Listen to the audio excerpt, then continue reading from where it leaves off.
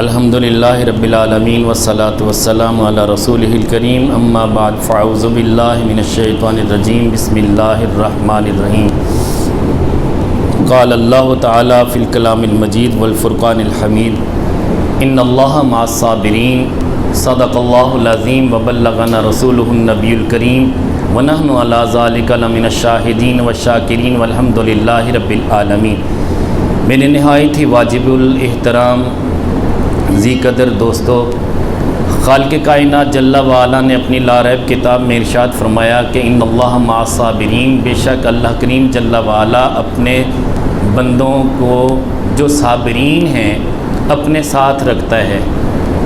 اس کا سیدھا سادہ ترجمہ یہ بھی ہے کہ بے شک اللہ تعالیٰ صبر کرنے والوں کے ساتھ ہے۔ بہرحال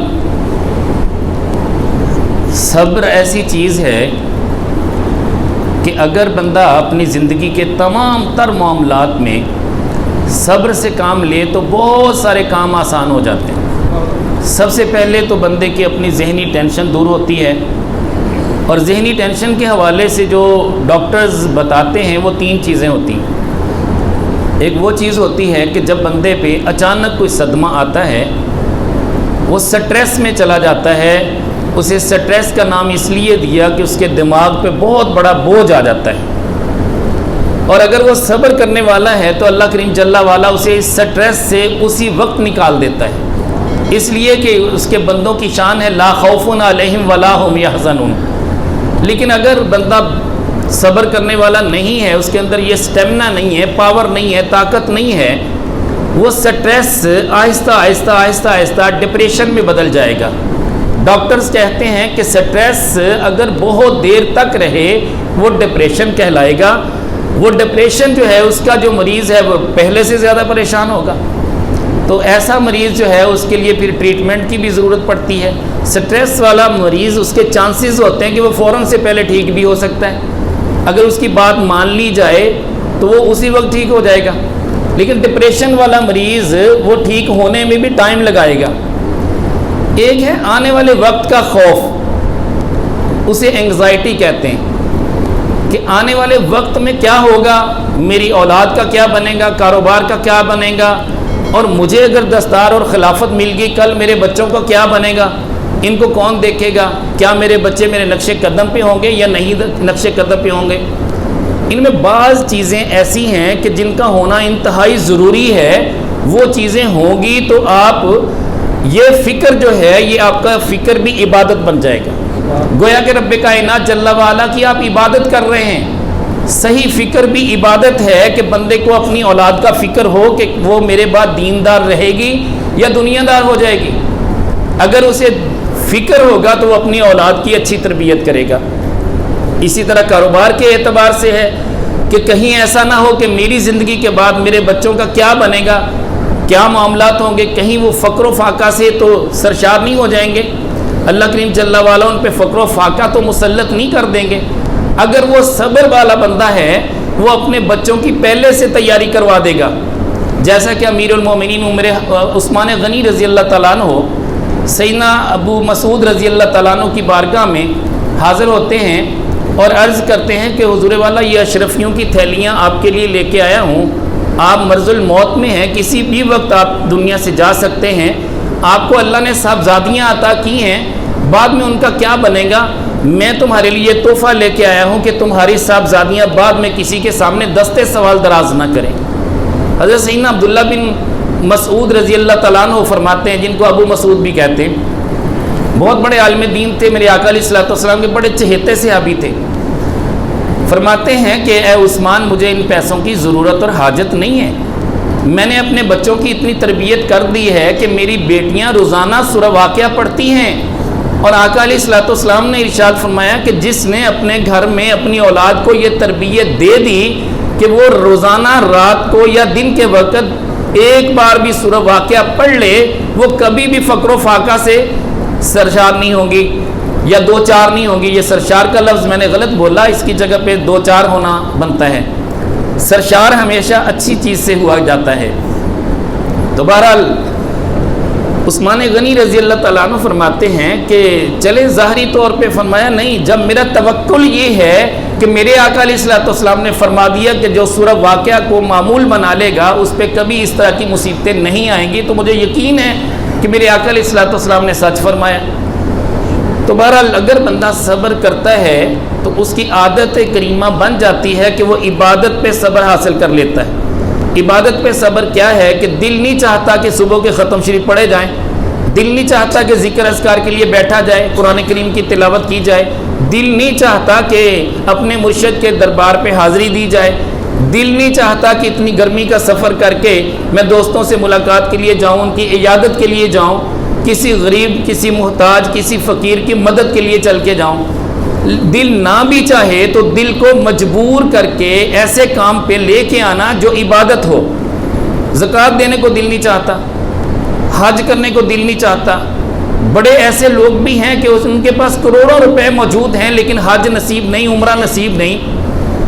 ان کے پاس کیا بہانہ ہے کہ یار دنیا ایسی ہے کہ میں کیا کروں کہ میرے پاس ٹائم ہی نہیں ہے۔ ایسی صورت میں گویا کہ ان کو عبادت پہ صبر حاصل نہیں ہے۔ اگر زہ قسمت مدینہ طیبہ کی حاضری نصیب ہوئی، حرم کعبہ میں بھی چلے گئے، تو حالت یہ ہے کہ ہوٹل سے باہر نکلنا ان کے لیے دشوار ہوتا ہے کہ جی باہر گرمی بہت ہے، سفر لمبا ہے، اتنا ٹائم لگ جاتا ہے وہاں جانے میں، کیونکہ عبادت پہ صبر انہوں نے حاصل نہیں کیا۔ ایسی صورت میں ان کو اللہ کریم جل وعلا کی عبادت سے محروم ہونا پڑتا ہے۔ وہ وہاں جا کے بھی خالی واپس آتے ہیں، حالانکہ حرم کعبہ میں گئے، رب کعبہ کی بارگاہ میں سربا سجود ہونے کی جو لذت تھی وہ انہیں نصیب نہ ہو سکی۔ میں نے ایسے بہت سارے بندوں کو دیکھا جو کئی سالوں سے مکہ مکرمہ میں رہتے ہیں لیکن ان کو حج نصیب نہیں ہوا۔ میں نے ایسے بندوں سے ملاقات کی، جب ان سے پوچھا تو کہنے لگے کہ ہم نے تو آج تک کعبہ بھی نہیں دیکھا، ہم تو کام کے لیے آئے تھے، کاروبار میں مصروف ہیں، ٹائم ہی نہیں ملتا۔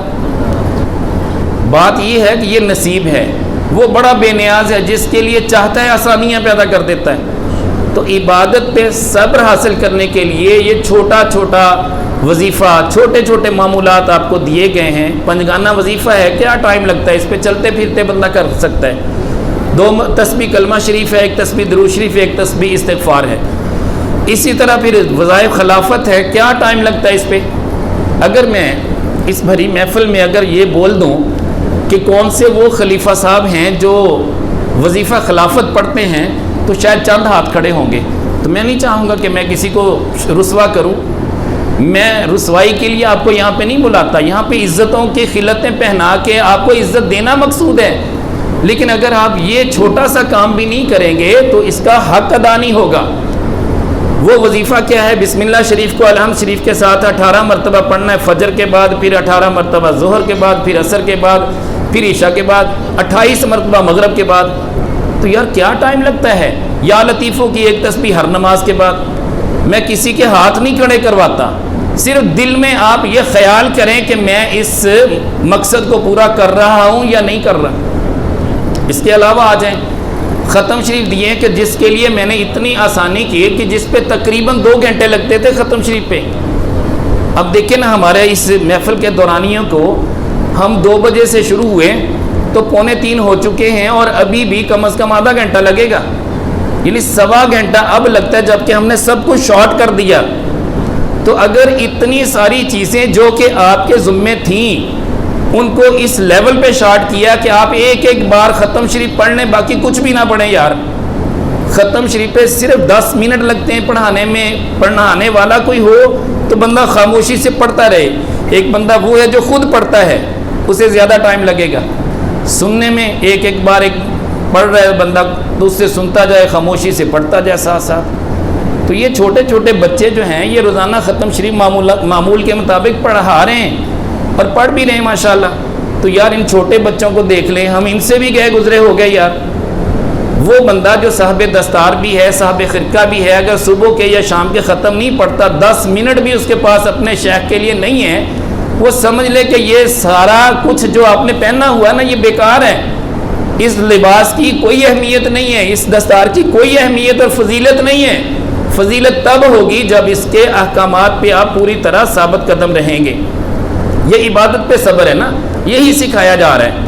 اور یہ سکھایا جا رہا ہے کہ یار ذکر فکر کے معاملے میں آگے نکلنا ہے، بہت آگے جانا ہے. یہ تو پہلا قدم میں آپ کو بتا رہا ہوں کہ یہ پہلی سیڑھی ہے. مجاہدے ریاضتیں تو یہ بہت بعد کی بات ہے، مکاشفے بعد کی بات ہے، مراقبے بعد کی بات ہے. تو بہرحال اچانک کوئی صدمہ ہو جاتا ہے، مصیبت ہو جاتی ہے. یہ عبادت پہ صبر کا درجہ کتنا، پہلے یہ بتا دوں، یہ 300 درجے بندے کو اللہ کریم جل وعلا بلند کر دیتے ہیں. ہر درجے کا فاصلہ کتنا ہے، زمین سے لے کے آسمان تک کی بلندی اور وسعت. اس طرح کے 300 درجے اس بندے کی بلندی ہو جاتی ہے، اتنا بڑا درجہ بلند ہوتا ہے. اور مصیبت پہ صبر کیا ہے؟ مصیبت پہ صبر یہ ہے کہ اچانک نقصان ہو گیا، اس پہ یہ ہے کہ شور نہ کیا جائے، واویلا نہ کیا جائے. بچے کی ڈیتھ ہو گئی، ایکسیڈنٹ ہو گیا، اپنا کوئی پرابلم بن گیا، کاروباری معاملہ ہو گیا، اور اگر کوئی جانور تھا گھر میں رکھا ہوا وہ فوت ہو گیا. یار جانا تو سب نے ہے، وہ مالک کا بے نیاز ہے، جسے چاہے جب چاہے لے لے. یہ دیا ہوا بھی اسی کا ہے، واپس لے لے تب بھی اسی کا ہے. ہمارے پاس کوئی ایسی اتھارٹی نہیں ہے کہ ادھر بندہ مرید ہو اس کی ہم گارنٹی دے دیں کہ بھائی آج کے بعد جو چاہو کرو، بس پھر پیسے بھیج دیا کرو. یار ایسا نہیں ہے. درویش وہ ہوتا ہے جو آخرت کی فکر کرتا ہے، جو دنیا کے اعتبار سے یہ سوچ کے آتا ہے کہ میں بیعت ہو جاؤں گا، مجھے پیسہ مل جائے گا، کاروبار اچھا ہو جائے گا، کوٹھیاں کاریں بنگلے مل جائیں گے. ایسی سوچ بالکل ہی غلط سوچ ہے. یہ تو میرے آقا علیہ الصلوۃ والسلام نے ان صحابہ کو بھی کہہ دیا تھا، فرما دیا تھا کہ جس نے ہجرت اس لیے کی کہ اس کا وہاں پہ کاروبار اچھا ہو جائے گا، اس سے صرف اسی کاروبار کا ثواب ملے گا، اس کا صرف اجر ملے گا، اس کا فائدہ ملے گا، اس کی ہجرت کا اجر اسے نہیں ملے گا. جس نے شادی کرنے کے لیے ہجرت کی، اسے شادی تو اس کی ہو جائے گی، وہ فائدہ تو ملے گا، لیکن ہجرت کے اجر سے محروم رہے گا. ہم نے اپنی نیت کو بھی بہتر کرنا ہے. اسی طرح مصیبت اگر بالفرض ایسی تکلیف آ جاتی ہے اچانک، تو اسے ڈیپینڈ کرتا ہے کہ ہماری سوچ کیا ہے. ہم فوراً سے پہلے اپنے رب کو بھول کے فوراً سے پہلے سوچتے ہیں کہ یار کسی نے کچھ کر دیا، کسی نے کچھ ایسے تویز کیے کہ ایک ہی دن میں ایک ہی وقت میں یہ سب کچھ ہو گیا. یا پھر ہم کوئی ایسا دن مقرر کر لیتے ہیں کہ اتوار کے دن یہ نقصان ہوا، اگلے اتوار یہ ہوا، یا پچھلے سال اتوار کے دن ہوا تھا، اس دفعہ بھی اتوار کے دن ہوا. یار یہ ساری وہ باتیں ہیں جو ایک عام آدمی کی ہیں. جو صاحب دستار ہو، صاحب خرقہ ہو، اس کو تو یہ تصور بھی نہیں کرنا چاہیے، بلکہ اس کے لیے تو یہ ہونا چاہیے کہ وہ اللہ تعالیٰ کی طرف سے لی گئی آزمائش پہ ثابت قدم رہے، اور ہر آزمائش کو، ہر تکلیف کو، ہر دکھ کو، ہر مصیبت کو اللہ کی طرف سے جانے. میں ضمناً بات کر دیتا ہوں، ہمارے یہاں پہ ٹربین لگی ہوئی ہے، پچھلے سال ہم نے نئی لگوائی، اس سے پہلی ٹربین بالکل ضائع ہو گئی، وہ بور سے نکل ہی نہیں سکی. ٹربین کا بور ابھی بالکل ٹھیک چل رہا تھا، بہترین تھا. میں نے احتیاطاً میرے ذہن میں خیال آیا کہ کئی سالوں سے یہاں موٹر ایک لگی ہوئی ہے، بند پڑی، چلے اس کا بور کروا لوں، سٹینڈ بائی ہونا چاہیے کچھ. میں نے وہ موٹر، اس کا بور لگوایا، بور کمپلیٹ ہوئے بھی 8 دن ہوئے. تو ہوا کیا، بارش ہوئی، اللہ کی طرف سے یہ آزمائش تھی. ٹربین کا بور بھی بیٹھ گیا اور موٹر کا بور بھی بیٹھ گیا، دونوں اب مٹی نکال رہی ہیں پانی کی بجائے. اور جو ٹربین تھی وہ تو بالکل چلنے سے ہی ختم. یہ لاکھوں روپے کا خرچہ ہے، لیکن اس کے باوجود تکلیف تو ہوئی، لیکن اس کے باوجود لوگوں سے سننے میں کیا آیا کہ بابا جی گھر بیٹھے جناب بادشاہ اللہ بڑے پیسے لوگ بھیجتے ہیں، وہاں بیٹھے موجے کر رہے ہیں. دکھ اس بات کا ہوا کہ یار یہ بات اگر کوئی عام بندہ کہتا تو کوئی بات نہیں تھی، لیکن وہ جو ذمہ داران ہیں اگر ان کے منہ سے کوئی اس طرح کا لفظ نکلے گا تو دکھ ہوگا کہ یار ان بچوں کی ہم تربیت ہی نہیں کر پائے. ہمارا اپنا فالٹ ہے کہ ہم نے تربیت نہیں کی. بہرحال ضمناً یہ بات کر رہا ہوں کہ ابھی اس کو ٹھیک کروانے کے لیے کوشش کی، چلیں موٹر ٹھیک ہو گئی، وہ بھی صرف اتنی ٹھیک ہوئی کہ اس کو فلٹر کے پانی میں ہم یوز نہیں کر سکتے، پینے کے پانی میں یوز نہیں کر سکتے، وضو کے لیے پانی ٹھیک ہے، اس میں ابھی مٹی آ رہی ہے. اچھا ٹربین کا بور، اس کے لیے 25 فٹ گہری ہم نے ایک کنواں اس کا کھدوایا تاکہ پتہ چلے یہ پانی کہاں سے پڑا اس کے اندر، جبکہ ایک قطرہ بھی پانی کا نہیں آیا. ابھی میں آپ کو بتانا چاہ رہا ہوں کہ مصائب کس طرح کے ہوتے ہیں. یہ صرف آپ لوگوں پہ نہیں آتے، بڑے بڑے اولیاء اللہ پہ مصیبتیں آتی ہیں، آزمائشیں آتی ہیں، بلکہ جو انبیاء علیہ السلام کی مصیبتیں، آزمائشیں ہیں، وہ تو آپ تصور بھی نہیں کر سکتے. وہ ان کا خاصہ تھا، ان کے اندر حوصلہ زیادہ تھا. جس لیول کا بندہ کیلیبر رکھتا ہے، سٹیٹس رکھتا ہے، ہمت رکھتا ہے، اللہ اتنی ہی اس سے آزمائش میں ڈالتا ہے. اللہ کے علم میں ہے کہ اس بندے سے میں یہ امتحان لوں گا, یہ حوصلہ بھی نہیں ہارے گا, کسی اور کو مورد الزام بھی نہیں ٹھہرائے گا, بلکہ کہے گا یہ میری اللہ کا مال تھا, اللہ کی طرف سے تھا, اللہ کی طرف چلا گیا. ٹھیک ہو گیا. تو یہ یقین کامل آپ نے رکھنا ہے. تو میں بات کر رہا تھا کہ وہ 25 فٹ گہرائی تک کھودنے کے بعد بھی سراغ نہیں ملا کہ پانی کہاں سے پڑا. تو خیر ابھی وہ اس پروسیس میں ہے, اسی طرح چل رہی ہے کہ بچیوں کے مدرسے کا بور بیٹھ گیا. آج بھی مستری لگے ہوئے ہیں, بور نکال کے بیٹھے ہوئے ہیں بیچارے, کہ سمجھ ہی نہیں آئی کہ موٹر نے پانی کیوں چھوڑ دیا. اب یہ کس کی طرف سے ہے؟ میرے رب کی طرف سے. اگر میری جگہ پہ کوئی اور ہوتا, کیونکہ میرے لیے سورسز کی کمی نہیں ہے, اللہ کا شکر ہے کہ مجھے پتہ ہوتا ہے کہ یہ جو امتحان آ رہا ہے نا, اس سے کئی گنا زیادہ میرے رب نے میرا انتظام کرنا ہے. کیونکہ میرے بابا جی نے مجھ سے وعدہ کیا تھا کہ بیٹا چہرے بدلتے جائیں گے لیکن تمہارا کام نہیں رکے گا. اللہ کا شکر ہے الحمدللہ, اللہ تعالیٰ کوئی سبب ایسے بناتا ہے جو میرے گمان میں بھی نہیں ہوتے. تو بات یہ ہے کہ میں صرف آپ کو سمجھانا چاہ رہا ہوں, اس لیے کہ مجھے کچھ دوستوں کی طرف سے اس طرح کے مسائل پوچھے گئے, انہوں نے سوال کیا کہ ہمارا یہ نقصان ہوا, یہ ہوا, یہ ہوا. میں اپنی مثال دے کے سمجھانا چاہ رہا ہوں, یار یہ سب کے لیے ہے. مصیبت پر صبر کا اجر کتنا ہے؟ رب کائنات جل والا اس بندے کو 600 درجے بلند کر دیتے ہیں جو مصیبت پہ صبر کر گیا. صبر یہ ہے کہ وہ شور نہ مچائے, وہ لوگوں کو بتاتا نہ پھرے. میں نے ضمناً 2-4 دوستوں سے بات کی کہ ایسا ہے, ادروائز میں اگر چاہتا تو 450-500 ممبر ہے میرے پیر بھائی گروپ پہ, تاجدار مدینہ گروپ پہ, میں نے نہیں بتایا کسی کو. ضمناً میں نے بات کر دی ہو جیسے آج کی, یہ الگ بات ہے. آج میں اس لیے سمجھانا چاہ رہا ہوں کہ یار ہم جیسے لوگوں پہ امتحان آتے ہیں تو یار ہم نے تو کبھی نہیں کہا کہ یار یہ فلاں نے کر دیا, یہ اس ڈیٹ کو ہوا, یہ اس ڈیٹ کو ہوا. ایسا نہیں ہے. ان چیزوں سے آپ نکلیں اور عوام کو نکالیں, یہ آپ کی ذمہ داری بنتی ہے. دکھ ہوتا ہے جب کوئی خلیفہ صاحب فون کرتے ہیں کہ بابا جی ہمارے پاس ایک مریض ہے, اس پہ جنات ہیں. میں کہتا ہوں تو نے جن زندگی میں دیکھا بھی ہے کبھی؟ بھئی جو شیطان ہے وہ بھی تو جن ہے, وہ تو ہر بندے کے ساتھ ہے, ہر بندے کو ورگلا رہا ہے, اچھوں کو بھی بروں کو بھی. بروں کو تو اس نے برا بنا ہی دیا, لیکن اچھوں کو وہ برا بنانا چاہتا ہے. یہی خیالات پیدا کر کے بندے کو دین سے دور کرنا چاہتا ہے.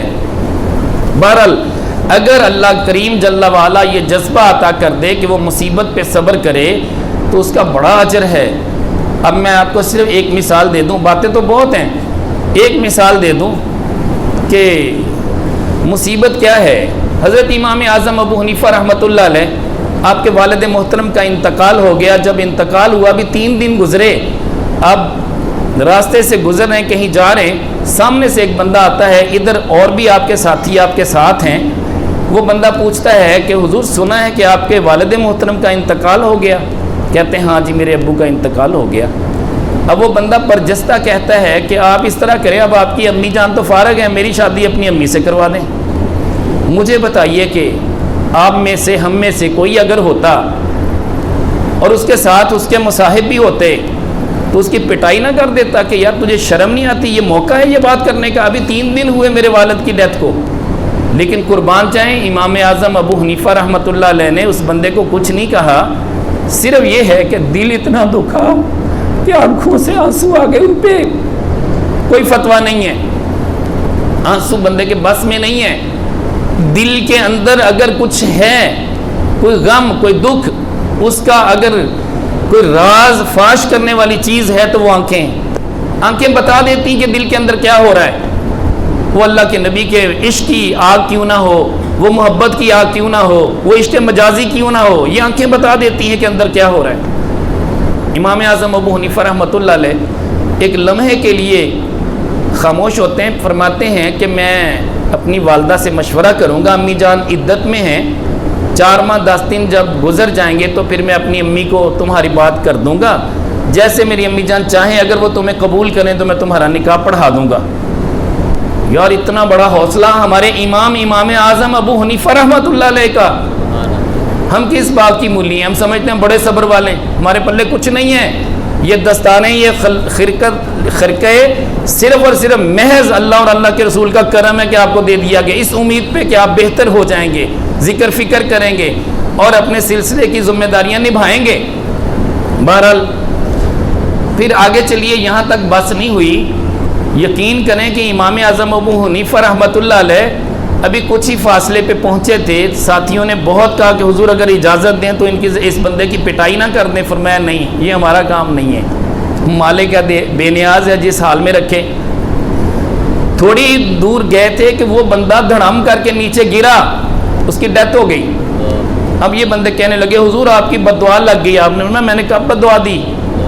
آپ نے سنا کہ میں نے بد دعا دی؟ آپ نے فرمایا جو میری آنکھوں سے آنسو تھے ان پہ مجھے قدرت حاصل نہیں تھی، میرے دل کو جو رنج پہنچا میرے مالک نے دیکھا، میرے خدا نے دیکھا۔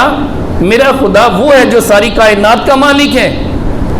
اس نے فوراً سے پہلے اس بندے کو دنیا سے واپس لے لیا۔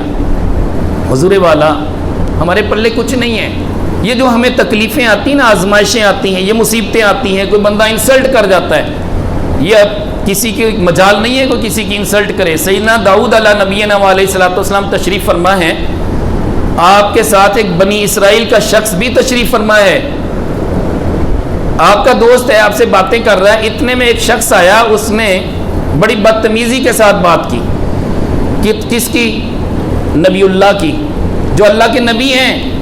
حضرت سیدنا داؤد علیہ نبینا علیہ الصلوۃ والسلام کے ساتھ بد کلامی کی، آپ خاموش ہیں، صبر کر رہے ہیں، یہ اللہ کے نبی کا حوصلہ ہے، کسی عام بندے میں اتنا حوصلہ نہیں ہوتا۔ ان کا فیض جس بندے کو ملتا ہے اللہ اسے بھی حوصلہ دے دیتا ہے، جیسے میں نے امام اعظم ابو حنیفہ رحمۃ اللہ علیہ کے بارے میں عرض کیا۔ تو وہ جو بنی اسرائیل کا آپ کا دوست تھا، ساتھی تھا، وہ کہنے لگا حضور اگر اجازت دیں تو اس کو میں ذرا سیدھا کروں۔ فرمایا نہیں، تم خاموشی سے بیٹھے رہو، یہ اس کا کام نہیں ہے، یہ کسی اور کے حکم سے ہو رہا ہے سارا کچھ۔ وہ بہت ساری باتیں کر کے، گالیاں دے کے، بدتمیزی کر کے وہ چلا گیا۔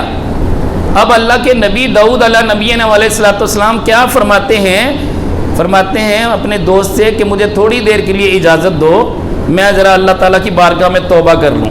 یہ وقت کے نبی کی بات کر رہا ہوں۔ آج ہر بندہ بڑا بنا بیٹھا کہ جناب میرے ساتھ ایسا کیوں ہوا؟ بھئی تیرے ساتھ کیوں ہوا؟ اللہ کی مرضی یہ تھی۔ اب کیا ہوا کہ تھوڑی دیر کے لیے تنہائی میں گئے، پھر واپس آئے، اسی جگہ بیٹھ گئے۔ ابھی وہ بنی اسرائیل کا وہ شخص بھی آپ کے ساتھ بیٹھا ہے، وہی بندہ واپس آتا ہے، قدموں میں لگ جاتا ہے، معافی مانگتا ہے، حضور مجھے پتہ ہی نہیں چلا میں نے آپ کو کیا کچھ کہہ دیا، مجھے معاف کر دیں۔ میں اس وقت پتہ نہیں ہوش و حواس کھو بیٹھا، مجھے حضور بالکل پتہ نہیں چلا، میں معافی چاہتا ہوں، مجھے معاف کر دیں۔ وہ بندہ معافی مانگ کے چلا گیا، آپ نے معاف کر دیا۔ تو بنی اسرائیل کا وہ شخص کہتا ہے کہ حضور یہ کیا ماجرا ہے؟ فرمایا کہ مجھ سے کوئی غلطی سرزد ہوئی۔ یہ اللہ کے نبی کہہ رہے ہیں جو معصوم عن الخطا ہیں، جن سے خطائیں سرزد نہیں ہوتی، مگر ان کی حساسیت کا حال یہ ہے کہ اگر ذرا بر بھی کوئی معاملہ ہوا، تھوڑی سی بھی بات ہوئی، دل میں فوراً سے پہلے خیال آیا کہ ہم سے کوئی ایسی غلطی سرزد ہوئی ہے کہ جس کی وجہ سے رب کائنات ناراض ہوئے ہیں۔ عمل کر کے اپنے امتیوں کے لیے درس عبرت دے دیا کہ اگر کوئی ایسا واقعہ پیش آئے تو اللہ کی بارگاہ میں توبہ کریں۔ اب پھر کیا ہوا کہ وہی شخص معافی مانگ کے چلا گیا۔ فرماتے ہیں کہ جب میں نے اللہ سے سلو کر لی، اس بندے نے بھی مجھ سے سلو کر لی۔ حضرت موسیٰ علیہ نبی علیہ الصلوۃ والسلام کوہ طور پہ ہیں، ملاقات ہوتی ہے، اللہ کریم جل وعلا پوچھتے ہیں کیا پیارے موسیٰ کیا تمہارا کوئی دوست ہے؟ عرض کرتے ہیں کہ باری تعالیٰ میرا ایک دوست ہے، درزی ہے۔ فرمایا چلیں اس سے ایک سوئی تو لے کے آؤ نا۔ آپ اپنے پیارے دوست کے پاس جاتے ہیں، جا کے کہتے ہیں کہ مجھے ایک سوئی درکار ہے۔ دوست کیا جواب دیتا ہے؟ کہتا ہے کہ حضور اگر جان بھی مانگے تو حاضر ہے، لیکن مجبوری یہ ہے کہ میں سوئی نہیں دے سکتا، میرا تو سارا انحصار اس پہ ہے، اس سے میں کپڑوں کی سلائی کرتا ہوں۔ بات توجہ کے ساتھ سننے والی ہے۔ آپ واپس آ جاتے ہیں، جیسے لوگ کہتے ہیں نا مریدین، بابا جی یہ گاڑیاں آپ کی ہیں، یہ سب کچھ آپ کا ہے۔ بابا جی حضور نے تو کبھی کچھ مانگا ہی نہیں، اللہ کا شکر ہے۔ اگر کچھ مانگ بھی لیں تو یا بابا جی اس وقت مصروفیت ہے، میں آ نہیں سکتا، گاڑی بھی بک ہے، گاڑی بھی فلاں، میں نے تو کبھی مانگا ہی نہیں، اللہ کا شکر ہے۔ کوئی بندہ اٹھ کے یہ نہیں کہہ سکتا کہ بابا جی نے یہ کہا ہو کہ مجھے 10 دن کے لیے گاڑی چاہیے، اللہ کا شکر ہے۔ اللہ تعالیٰ نے ان چیزوں سے مجھے محفوظ رکھا ہے۔ یہ لالچ میرے دل میں نہیں ہے، کوٹھیاں کاریں بنگلے بنانا مقصد نہیں ہے، مقصد یہ اللہ اور اللہ کے رسول کی رضامندی کے لیے ہم کام کر رہے ہیں۔ بہرحال آگے چلیں، یہ ہر بندے کی سوچ ہوتی، کوئی کیا سوچتا ہے، کوئی کیا کہتا ہے، ہر کسی نے اپنا جواب دہ ہونا ہے۔ جب کوہ طور پہ پہنچے رب کائنات جل وعلا نے پوچھا پیارے موسیٰ ایک سوئی مانگی تھی. اب رب کائنات کو تو سوئیوں کی حاجت نہیں ہے نا, وہ تو بے نیاز ہیں. عرض کرتے ہیں کہ باری تعالیٰ دوست تو بڑا اچھا تھا, اس نے کہا جان بھی حاضر ہے لیکن سوئی نہیں دے سکتا, میری مجبوری ہے کہ میں نے اسے کپڑے سلائی کرنے ہوتے ہیں, میرا تو سارا انحصار اس پہ ہے. اللہ کریم جل وعلا فرماتے ہیں پیارے موسیٰ ایک بار پھر جاؤ. حکم تھا, آپ واپس آ گئے اپنے دوست کے پاس کہ یار مجھے ایک سوئی دے دو نا. اس نے اتنی ساری سوئیاں لا کے رکھ دیں کہ حضور جو بھی چاہیں آپ لے لیں, مجھ سے غلطی ہوئی, اس وقت مجھے یاد ہی نہیں تھا کہ میرے پاس اور بھی سوئیاں پڑی ہیں, میرے ذہن میں ہی نہیں تھا. تو حضور میں بڑا شرمندہ ہوں, معافی بھی مانگتا ہوں, جان بھی حاضر ہے, سوئیاں بھی حاضر ہیں. آپ اس میں سے ایک سوئی اٹھاتے ہیں, کوہ طور پہ چلے جاتے ہیں. اللہ کریم جل وعلا پوچھتے ہیں پیارے موسیٰ سناؤ. کہنے لگے باری تعالیٰ اس نے اب تو ساری سوئیاں میرے سامنے رکھ دیں. میں پیارے موسیٰ جب پہلے گئے تھے اس وقت بھی میں نے اس کے دل میں ڈالا تھا, اور جب تم دوبارہ گئے ہو تو میں نے ہی اس کے دل میں ڈالا ہے. پتہ یہ چلا کہ رب کائنات جل وعلا جس سے چاہتے ہیں کام لے لیتے ہیں. یہ جو ٹھیکیدار بنے پھرتے ہیں نا بعض کہ جی ہم پیسے بھیجتے ہیں, ہم فنڈ بھیجتے ہیں, نہ بھیجیں یار. آپ یہ نظارہ بھی کر کے دیکھ لیں, ٹھیکہ لیا ہوا ہے آپ نے کہ جناب یہ ہم چلا رہے ہیں, یہ ہم وہ کر رہے ہیں, وہ بھائی اللہ کا کرم ہے کہ آپ سے لیا جا رہا ہے, ورنہ آپ کے یہ پیسے اور جگہوں پہ بھی لگ سکتے ہیں. آپ اپنے گریبان میں جھانکیں کہ کیا آپ کے پیسے اس قابل ہیں کہ اللہ کے راستے پہ خرچ ہوں. یہ اس کی مہربانی ہے کہ وہ قبول کر لیتا ہے.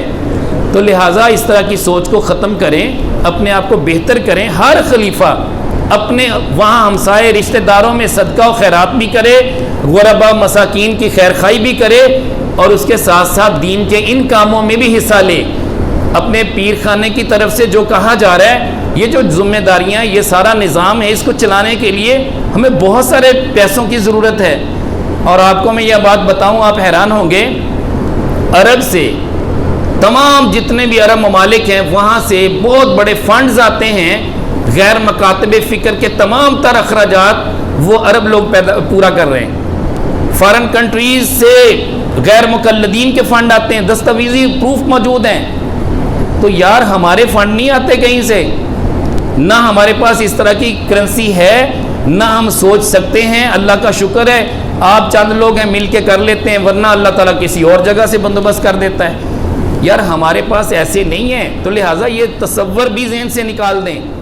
ہم نے کام کرنا ہے اپنی حیثیت اور اپنی ہمت کے مطابق. لیکن ہمارے پیسے کہاں لگتے ہیں؟ ہمارے پیسے لگتے ہیں جی تیجے پہ, 7ویں پہ, 40ویں پہ, جو کہ ضروری نہیں ہے.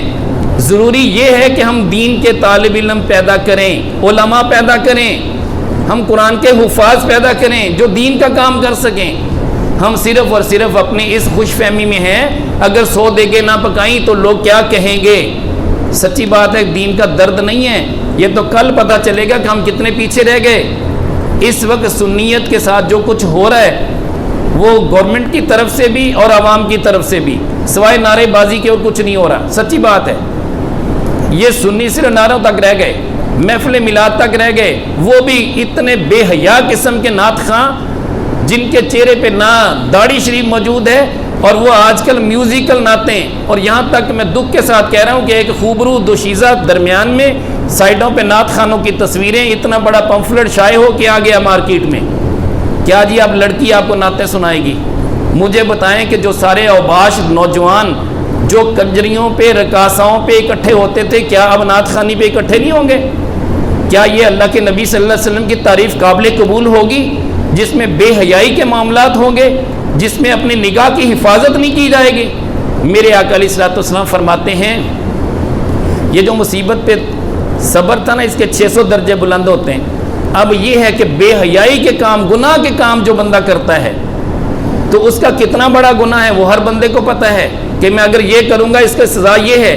لیکن اگر وہ صبر کر لیتا ہے, ذرائع موجود ہیں, اسباب موجود ہیں, اسے بھی دعوت گناہ دی جا رہی ہے, مگر وہ صبر و رضا کا پیکر ہے, گناہ کی طرف آنکھ اٹھا کے بھی نہیں دیکھتا, اللہ کریم جل وعلا اسے 900 درجے بلند کرتا ہے. تو یار ہم کیوں کسی کی بیٹی کی طرف نگاہ کریں, کسی کی بہن کو کیوں دیکھیں, کسی کی بیوی کو کیوں دیکھیں؟ یا دوسرے کی طرف دیکھنے سے پہلے اپنی ماؤں بہنوں بیٹیوں کو یاد کرو. جب یہ یاد کرو گے پھر پتہ چلے گا کہ ہم کتنے پانی میں ہیں. اور میرے آقا علیہ الصلوۃ والسلام فرماتے ہیں کہ اگر تم میں سے کسی نے کسی کی بیوی بیٹی یا بہو سے زیادتی کی تو وہ سمجھ لے کہ اس کی بیٹیوں کے ساتھ بہو کے ساتھ بیوی کے ساتھ بھی ایسا ہوگا. ہم یہ جو رونا روتے نا کہ ایسا ہو گیا بڑی زیادتی ہوئی، بھئی اپنے گریبان میں بھی تو دیکھو کہ زندگی میں آپ نے کتنی زیادتی کی. تو حضور والا ہم نے اپنے آپ کو بہتر کرنا ہے. اگر بہتر کر لیا تو جہاں اولاد کو ہم نے دنیاوی تعلیم دلوائی وہاں ہم نے دین کا وہ حصہ دے دیا جو کوئی اور نہیں دے سکتا. تو آپ لوگ دے سکتے ہیں، اپنے بچوں کی اچھی تربیت کر سکتے ہیں، بیٹیوں کی اچھی تربیت کر سکتے ہیں. میرے آقا علیہ الصلوۃ والسلام فرماتے ہیں کہ اپنی بیٹیوں کو سورہ نور پڑھایا کرو، پردے کے احکامات سکھایا کرو. میرے آقا علیہ الصلوۃ والسلام فرماتے ہیں کہ جو بندہ دعوت گناہ ملنے کے باوجود صبر کا دامن تھام لیتا ہے، کل قیامت کے دن جب کوئی سایہ نہیں ہوگا اللہ اسے عرش کا سایہ عطا کرے گا. تو حضور والا ہم نے ان ساری باتوں پہ عمل کرنا. عبادت پہ بھی صبر یہ آپ کے دامن میں ہونا چاہیے. زندگی کا نہیں پتہ کل آپ یاد کریں گے. میں کہتا ہوں کہ اگر یہ پوچھا جائے کہ آج ختم شریف کس کس نے پڑھے، سب کے ہاتھ کھڑے ہونے چاہیے. لیکن میں کھڑے نہیں کرواؤں گا. مجھے پتہ ہے کتنے لوگ اس وقت شرمندہ ہوں گے کہ جی ہم نے تو نہ صبح کے پڑھے نہ شام کے پڑھے. میں اگر پوچھوں کہ یار قرآن کریم کس کس نے پڑھا ہے تو میرا خیال ہے کہ اگر میں پوچھوں کہ ایک سپارہ روز کا کون پڑھتا ہے، 2 یا 4 یا 5 حد 8 اتنے ہاتھ کھڑے ہوں گے، یہ مجھے پتہ ہے. اگر میں پوچھوں نا کہ ایک سپارہ روز کا کون پڑھتا ہے، 2-4 بندے ہاتھ کھڑے کریں گے پوری مجلس سے. آپ کہیں گے بدگمانی. میں کہتا ہوں بدگمانی نہیں ہے. کہیں تو میں ابھی آواز دیتا ہوں دیکھنا 5 سے 6 تک، بس اس سے زیادہ نہیں ہوں گے. آپ کہتے ہیں کہ مجھے پتہ نہیں ہے. اللہ کا شکر ہے الحمدللہ میرے رب نے مجھے یہ توفیق دی ہے. یہ اللہ کے کرم ہوتا ہے. اپنی مرضی نہ کوئی بندہ کر سکتا ہے نہ اس کے پاس پاور ہے. حضور والا اگر میں کہوں آدھا سپارہ کس نے پڑھنا ہے، ہو سکتا ہے کچھ ہاتھ اور زیادہ بلند ہو جائیں کہ یہ ہم نے بھی آدھا سپارہ پڑھا ہے. اگر میں کہوں کہ 2 رکوع کس نے پڑھے اور زیادہ ہاتھ بلند ہو جائیں گے. اب میں کہوں کہ وہ بندہ ہاتھ کھڑا کرے جو روزانہ قرآن دیکھتا ہے تو پھر بھی آدھے لوگ ہاتھ کھڑے کریں گے. میں بتا رہا ہوں آدھے لوگ ہاتھ کھڑے کریں گے. آدھے ایسے ہیں جو کہیں گے کہ روزانہ تو نہیں پڑھتے ہم. پھر میں کہوں کہ یار جو ہر دوسرے دن قرآن کریم پڑھتا ہے وہ بندہ ہاتھ کھڑا کرے تو ایک حصہ ہاتھ کھڑے ہوں گے، 3 حصے ابھی باقی ہوں گے. یار یا 3 حصے ہاتھ کھڑے ہو جائیں گے اگر میں کہتا ہوں ہر دوسرے دن. اگر میں کہتا ہوں کہ روزانہ تو شاید پھر ہاتھ تو کھڑے ہوں لیکن سب کے ہاتھ پھر بھی کھڑے نہیں ہوں گے. ہمیں سوچنا ہے، ہمیں فکر کرنی ہے کہ ہم قرآن کریم روزانہ کھولتے ہیں کہ نہیں کھولتے. میں نے تو اتنی چھوٹ دے دی یار کہ اللہ کے پیارے نبی صلی اللہ علیہ وسلم نے فرمایا جس نے صرف 20 آیتیں پڑھی اس کا نام غافلوں سے نکال کے ہم ذاکرین میں لکھ دیتے ہیں. یار مجھے بتائیے 20 آیتیں آپ نہیں پڑھ سکتے؟ صبح قرآن کریم کھول لیں 10 آیتیں پڑھ لیں، شام قرآن کریم کھول لیں 10 آیتیں پڑھ لیں، کرائٹیریا پورا ہو گیا. 10 آیتیں اگر اس میں بھی اور آسانی کر دوں، ویسے تو سارا قرآن آپ نے پڑھنا ہے. انا اعطیناک الکوثر فصلی لربک وانحر ان شانئک هو الابتر. کتنی آیتیں ہیں؟ سورہ اخلاص پڑھ لیں، قل هو اللہ احد اللہ الصمد لم یلد ولم یولد ولم یکن له کفوا احد. حضور والا اتنا شارٹ ٹائم، شارٹ کرائٹیریا کون دے گا؟ اس کا مطلب یہ نہیں ہے کہ آپ قرآن ہی نہ کھولیں. آپ قرآن کو سرے سے شروع کریں، جتنا اللہ تعالیٰ توفیق دیتا جائے پڑھتے جائیں، لیکن اس کو سمجھنے کی بھی کوشش کریں کہ اس میں کہا کیا گیا ہے. اس کے لیے صراط الجنان اس کا انتخاب کریں یا طبیان کا اہتمام کریں اپنے گھروں میں. یار قرآن کو عام کریں، خود بھی پڑھیں، بچوں کو بھی پڑھائیں. باتیں میں نے بہت کر لی ہیں، ابھی بہت باتیں ہیں لیکن میں اسی پہ اکتفا کرتا ہوں. تو دوستوں کی خدمت میں گزارش یہ ہے، مہینے کے بعد ایک پیریڈ ہوتا ہے. یہ 1 مہینے کے بعد اگر آپ نے اپنے بچوں کو ڈاکٹر بنانا ہے، انجینئر بنانا ہے، روزانہ بھیجیں گے. کسی کو چائنا بھیجیں گے، کسی کو جناب امریکہ بھیجیں گے کہ جی بچہ ڈاکٹر بن رہا ہے. ڈاکٹر بنا لیا، انجینئر بنا لیا، دین کی تعلیم نہیں دی. یار مہینے میں 1 دن کے لیے آپ سیکھنے کے لیے آ جائیں، یا مدنی چینل لگا کے گھر بیٹھے سیکھ لیں، یا وائس میسج پہ کچھ میری گفتگو ہوتی، کچھ علماء کی ویڈیوز ہوتی، یار وہی دیکھ لیں. یہ کون منتیں کوئی کرے گا؟ کسی نے نہیں کرنی آپ کی منتیں. آج میں سب کو دعوت فکر دے رہا ہوں، یار تھوڑا سا کام کر لیں، آپ کا فائدہ ہوگا، آپ کا بھلا ہوگا، آپ کی درجہ بندی ہونی ہے. آپ اپنے شیخ کی بارگاہ میں حاضری دیتے ہیں ہر وہ بندہ بابا جی حضور کو اتنا پیارا لگتا ہے جو ذکر فکر والا بھی ہے، وظائف میں بھی پورا ہے۔ ہر وہ بندہ بابا جی کو اتنا برا لگتا ہے جو کچھ بھی نہیں کرتا، صرف دستار سجا کے بیٹھ جاتا ہے، چہرے پہ اگرچہ داڑھی بھی رکھی ہوئی ہے لیکن حسد اس کے اندر، بغض اس کے اندر، کینہ اس کے اندر، چغلی غیبت اس کے ساتھ، اخلاق حسنہ اس کے پلے نہیں ہے۔ بابا جی پسند کریں گے ایسے بندے کو؟ نہیں کریں گے۔ اگر میں یہ کہوں گا اللہ کے نبی بھی پسند نہیں کریں گے، میں اگر یہ کہوں اللہ بھی پسند نہیں کرے گا، یار کسی جگہ پہ تو آپ یقین کر لو۔ یہ ہوگا کہ بابا جی تو اب مر گئے، بابا جی کو کیا پتہ۔ استغفر اللہ، ایسے عقیدے سے اللہ توبہ کی توفیق دے۔ اور جس کا عقیدہ یہ ہے کہ یار میں ان چیزوں کو نہیں مانتا، اتنا تو دیکھتا ہے نا کہ میرا رب دیکھتا ہے، اتنا یقین تو اس کو بھی ہے۔ حضور والا ہم سب کو یقین کرنا ہے، اللہ پہ بھروسہ رکھنا ہے، اللہ پہ توکل کرنا ہے، عبادت پہ صبر کرنا ہے، مصیبت پہ صبر کرنا ہے، اور اس کے بعد گناہ کے کاموں پہ صبر کرنا ہے۔ دعوت فکر ہو رہی ہے لیکن اس کو ہم نے ادھر سے سن کے ادھر سے نکال نہیں دینا، اس کو پلے باندھ لینا ہے۔ اللہ کریم جل وعلا ہمیں سمجھنے کی توفیق عطا فرمائے۔ وما علینا الا البلاغ۔